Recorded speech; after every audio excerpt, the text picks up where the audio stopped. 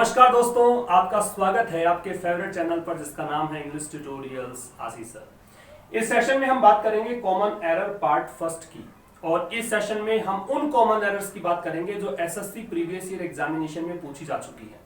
यो तो देखिए हमारा कोर्स चल ही रहा है। आशीष क्लासेस ऐप अगर आपने डाउनलोड कर ली है तो वहां पर आपको पेपर का कंप्लीट सॉल्यूशन मिलता है। लेकिन जिन लोगों ने नहीं की है उनको बता दूं कि हमारी अप्रोच कैसी रहती है, कैसे हमें कॉमन एरर्स के प्रश्नों को सोल्व करना है।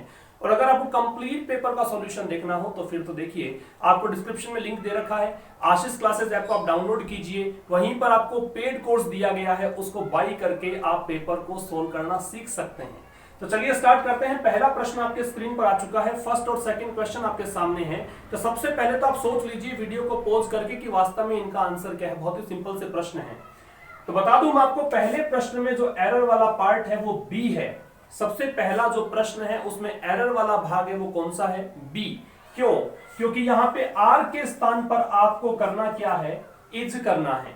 आर के स्थान पर इज करना है। ये बी पार्ट में एरर है। क्यों है एरर? क्योंकि देखिए यहां द नंबर ऑफ दिया हुआ है।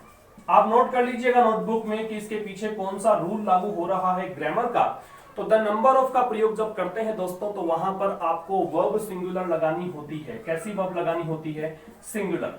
कुछ एग्जामिनेशन में ऐसे प्रश्न भी पूछे गए हैं कि अ नंबर ऑफ दे दिया जाए, द नंबर ऑफ के स्थान पर क्या दे दिया जाएगा? अ नंबर ऑफ मिल जाएगा आपको, या फिर क्या मिल जाएगा? अ लार्ज नंबर ऑफ मिल जाएगा। तो अगर अ नंबर ऑफ या अ लार्ज नंबर ऑफ दे रखा है आपको, तो उस स्थिति में वर्ब कौन सी लगानी है?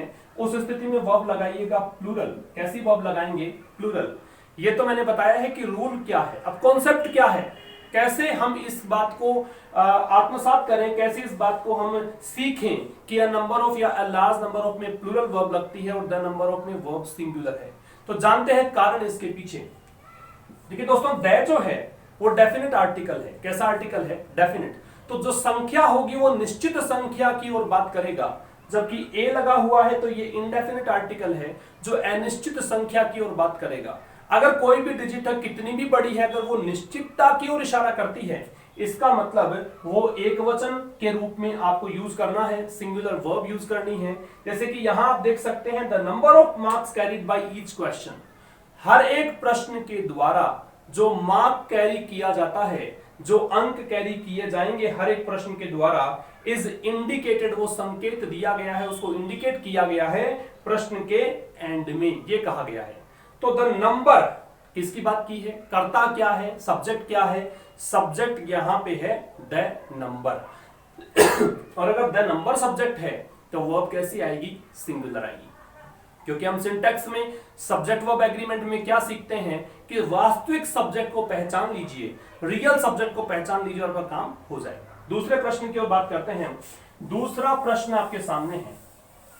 क्या कहा गया? देखिए, मैन आर वांटेड, आदमी चाहिए हैं। किसके लिए चाहिए हैं? For the army and the navy and the air force. सबसे पहली बात तो यहां पे नोट करने योग्य बात यह है कि जो सेना के तीनों अंग हैं, चाहे वो एयरफोर्स हो या नेवी हो या आर्मी हो, उनसे पहले हमें द का प्रयोग करना है। ये तो गलत नहीं है, इसके और तो आप चर्चा ही ना करें, हम बेहतर रहेगा। इसको तो हम फोकस ही ना करें क्योंकि द सभी के अंदर दे रखा है। प्रॉब्लम क्या है, आप पढ़ेंगे तो भी आपको अजीब सा लगेगा यह सेंटेंस स्ट्रक्चर, क्योंकि यहां पे कहा गया है कि आदमी चाहिए है। किसके लिए चाहिए है?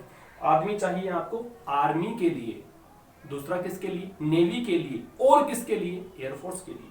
तो इसका मतलब ये एंड दो बार लगा दिया है। कभी हम बात करते हैं, देखिए एक एग्जांपल देता हूं कि मेरे पास तीन चीजें हैं। मेरे पास तीन चीजें हैं। मैं कहूं एक मेरे पास पेन है, एक पेंसिल है, और एक मैं कहूं कि मेरे पास इरेजर भी है। तो एंड इरेजर जो अंतिम होता है उससे पहले हमें एंड यूज करना होता है। इसी लिहाज से आप इसको अगर करेंगे सॉल्व, तो आपका जो एरर वाला सेगमेंट इसमें हो गया है वो हो गया है सी। क्योंकि देखिए एंड दो बार दिया गया है। आप नेवी से पहले जो दिया गया एंड है उसको हटा देंगे तो ये वाक्य बिल्कुल सही शेप में आ जाएगा। और कहना चाह रहा है वाक्य कि इन आदमी चाहिए हैं आर्मी के लिए, नेवी के लिए और एयरफोर्स के लिए। तो एयरफोर्स से पहले का एंड ठीक है, लेकिन नेवी से पहले का एंड गलत है यहाँ पे। तो गलती कौन से पार्ट में हो गई है? सी में गलती हो गई है। समझ में आ गया होगा। नंबर 3 और 4 का प्रश्न आपके सामने है। देखिए क्या कहा गया है, बहुत ही आसान सा प्रश्न है। The lovers walked besides each other in silence. प्रेमी प्रेमी जोड़ा है, युगल है, वो एक दूसरे के साथ साथ साइलेंस में चला। देखिए यहां पे बिसाइड्स एक शब्द दिया है दोस्तों, बिसाइड और बिसाइड्स में डिफरेंस क्या है? बिसाइड्स जो शब्द होता है इसका मतलब होता है के अलावा या के अतिरिक्त, ठीक है। और ये वाला जो बिसाइड है इसका मतलब क्या होता है? के नजदीक। ये दोनों में है डिफरेंस। के नजदीक है बिसाइड और बिसाइड्स का मतलब है के अतिरिक्त। कुछ बच्चों को कंफ्यूजन होता है एग्जामिनेशन में कि कौन सा याद किया था, तो एक तरीका बताता हूं इसको याद करने का कि बिसाइड्स में बिसाइड के अलावा एस जोड़ रखा है। क्या जोड़ रखा है? बिसाइड्स में बिसाइड के अतिरिक्त एक चीज और है, क्या है वो? एस। तो ये तो है के अतिरिक्त और इसका मतलब है के नजदीक। तो यहां पे लवर्स चल रहे हैं साइलेंस में, तो नजदीक चल रहे हैं न कि के अतिरिक्त, इसलिए गलत कौन सा पार्ट हो गया है? गलत हो गया है बी। बिसाइड्स के स्थान पर क्या यूज कीजिएगा? बिसाइड। करेक्ट। नंबर 4 की बात करें तो क्या दे रखा है? It is time we did something to stop road accidents. गलती नहीं है इस सेक्शन में, किसी भी सेक्शन में गलती नहीं है, पूरा का पूरा स्टेटमेंट परफेक्ट है। क्या प्रॉब्लम है, मतलब क्यों सही है? अब ये भी प्रश्न उठता है क्योंकि हमें ऐसा तो नहीं मान सकते कि सही है। ये प्रश्न क्या हो सकता था, क्या गलती पूछी जा सकती थी? तो देखिए इसके लिए इट इज टाइम, याद रखिएगा, it is time, it is high time और इट इज अबाउट टाइम, है ना। ये तीन चीजें याद रखिए, it's time, it is high time, it is about time. इन तीनों के साथ में वर्ब की सेकंड फॉर्म का प्रयोग दोस्तों किया जाता है। जबकि this is the first time अगर होता, this is the second time अगर होता, this is the third time अगर होता, तो हैज हैव के साथ वर्ब की थर्ड फॉर्म लगाते हैं। Note this down, this is really important. बहुत सारे प्रश्न एग्जाम में पूछे जाते हैं इस बेस पर कि it is time, it is high time, it is about time. अगर इन तीन में से कोई फ्रेज है तो यूज करना है सेकंड फॉर्म। जबकि this is the first time, this is the second time, this is the third time ये होता है तो क्या यूज करते हैं? हैज हैव के साथ वर्ब की थर्ड फॉर्म। तो यहां तो देखिए किस टाइम था तो आपको सेकंड फॉर्म डिड दे रखी थी, आगे कुछ गलत था नहीं, इसका मतलब यहां पे आपका आंसर क्या हो गया है? No error. तो डी आंसर आएगा नंबर 4 का। इसके बाद बात करें हम तो नंबर 5 की बात करें तो देखिए क्या दे रखा है आपको, जो आपको बोर्ड पर दिखाई दे रहा प्रश्न, पहले आप सोचिए पॉज करके वीडियो को ताकि बेहतर तरीके से आप समझ पाएंगे। क्या दिया हुआ है? An animal can be just as unhappy in a vast area और इन अ स्मॉल वन। एक एनिमल जो है can be just as unhappy in a vast area, कोई विशाल क्षेत्र में वो उतना ही दुखी हो सकता है जितना कि एक छोटे एरिया में होता है। तो उतना जितना, ये सेंस यहां पे है। एरर कर दीजिए आप सी पार्ट में, और के स्थान पर कर दीजिए एज, क्योंकि यहां एक कॉम्बिनेशन बन रहा है एज एज का। उतना जितना, उतना ही दुखी वास्ट एरिया में हो सकता है जितना कि दुखी हो सकता है स्मॉल एरिया में। आप पूछेंगे कि सर वन क्यों लगा दिया? तो ये एरिया को रिपीट ना करने के चक्कर में हमने वन का प्रयोग कर दिया है, ठीक है ना। एरिया को रिपीट ना करें इसलिए वन का प्रयोग कर दिया है। तो ये यहां पे आपका जो आंसर आएगा वो सी आएगा, और के स्थान पर आप कर दीजिएगा एज, क्योंकि और तो आपको ऑल्टरनेटिव एक कंजंक्शन है जो विकल्प बताता है, यहां विकल्प की हमने बात नहीं की है। नंबर 6 की बात करें तो this is an excellent site for a stadium and which we should like to acquire. बहुत अच्छी साइट है, साइट दे रखा है। देखिए यहां एक बात और बताना चाहूंगा, साइट एक CITE होता है, एक होता है SIGHT। क्या क्या बताया मैंने? SITE जो कि इस प्रश्न में दिया गया है, एक होता है CITE और एक होता है SIGST। तीनों का मतलब नोट कर लीजिएगा, काफी बार कंफ्यूज करते हैं। SITE का मतलब है जो स्थान होता है उसके कहते हैं SITE। CITE का मतलब होता है कहना और SIGST का मतलब क्या होता है? दृष्टि, दृश्य। रिपीट कर रहा हूं, ये दृश्य के लिए, ये कहने के लिए, और ये वाला यूज किया जाता है स्थान के लिए, ठीक है ना। तो प्रश्न क्या है? This is an excellent site, एक अच्छा स्थान है स्टेडियम के लिए, and which we should like to acquire, और जिसे हम एक्वायर करना चाहेंगे। शुड किसके लिए यूज करते हैं? शुड यूज किया जाता है किसके लिए? जब भी एडवाइस की बात हम करते हैं, सलाह की बात करते हैं, जबकि यहां तो कोई सजेशन नहीं है, सलाह नहीं है, इसलिए शुड के स्थान पर क्या यूज कीजिएगा? शुड के स्थान पर आप यूज कीजिए वुड, तो आपका आंसर बिल्कुल सही हो जाएगा। आपका आंसर क्या हो जाएगा? सी यहां पे आंसर आना चाहिए। चलो अगले प्रश्न की बात करें, नंबर 7 और 8। तो नंबर 7 और 8 आपके सामने है, एक बार देख लीजिए क्या आएगा आंसर। नंबर 7 में है, if you absent from college your name is likely to be struck off the rolls. यदि आप कॉलेज में एब्सेंट रहेंगे तो आपका नाम जो है उसे कटने की संभावना है, रोल नंबर जो है आपका कट जाएगा, रजिस्टर से नाम कट जाएगा।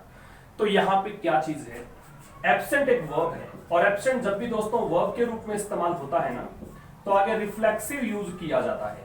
रिफ्लेक्सिव प्रोनाउन आप समझते हैं, रिफ्लेक्सिव प्रोनाउन का मतलब होता है सेल्फ या सेल्फ जुड़ा हुआ रहे। जैसे आई का रिफ्लेक्सिव क्या होता है, माई सेल्फ। वी का रिफ्लेक्सिव क्या होता है, आवर सेल्फ। शी का रिफ्लेक्सिव हर सेल्फ, ही का रिफ्लेक्सिव हिम सेल्फ, इट का इट सेल्फ, दे का देम सेल्फ। इस प्रकार से हम यूज करते हैं, पता है ना आपको इस चीज के बारे में। तो वही यहां पर है कि एब्सेंट चूंकि वर्ब है, कैसे, if you absent from college, यदि आप एब्सेंट रहते हैं तो ये वर्ब है तो आपको रिफ्लेक्सिव जोड़ना है, क्योंकि आगे आपको देखिए यू दे रखा है सब्जेक्ट इसका, तो यू का रिफ्लेक्सिव क्या बनेगा, योरसेल्फ। तो आपका आंसर क्या आ जाएगा यहाँ पे, ए आंसर कर दीजिए, if you absent yourself from college. यदि आप एब्सेंट रहते हैं कॉलेज से तो if you absent yourself from college, तो फ्रॉम से पहले योरसेल्फ लगेगा, तो आंसर आ जाएगा ए। नंबर 8 की बात करें तो नंबर 8 में है, when I lived in England, जब मैं इंग्लैंड में था तो it was natural for me to speak a lot of English. तो बहुत ही स्वाभाविक है कि मैं बहुत ज्यादा इंग्लिश बोलता था।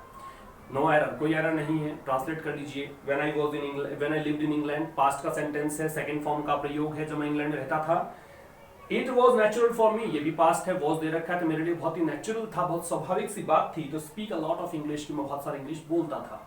नो एरर, तो यहाँ पे आपका आंसर क्या आएगा 8 में, डी।